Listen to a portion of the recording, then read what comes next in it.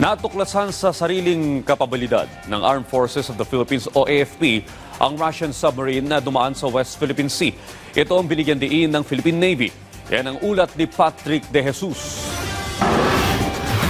Bukod sa attack submarine ng Russia, kinumpirma ng Philippine Navy na namataan din na may kasama itong isang rescue tanker at isa pang support vessel.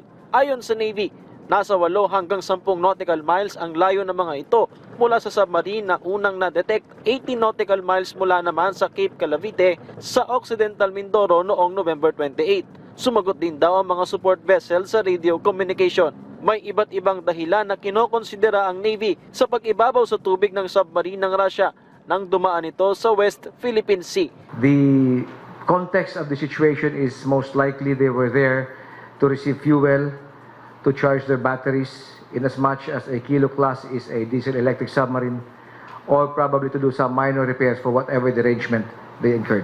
December 1, araw ng linggo nang makaalis sa exclusive economic zone ng Pilipinas ang Russian submarine na binantayan ng BRPO-C Rizal at aircraft ng Navy.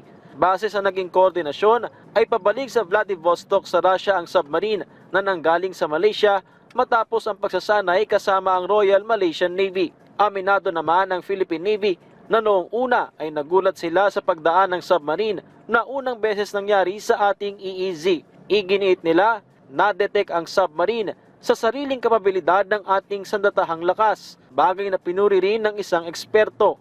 Yes, it is the first time. Hence our surprise, our alarm, why there was a submarine in our EEZ.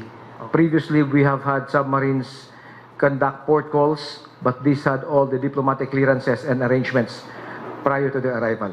Right. For this time, I would like to highlight it was the first time we spotted one, and we were able to respond using our own capabilities. Mahusay yung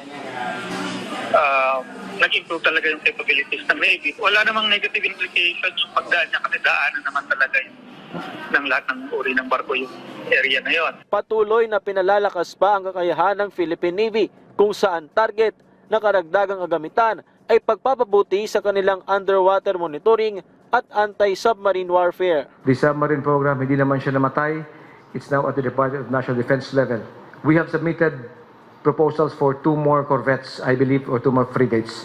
These are modern warfare ships that could conduct the 4 domains of warfare. Patrick De Jesus para sa Pambansang TV sa Bagong Pilipinas.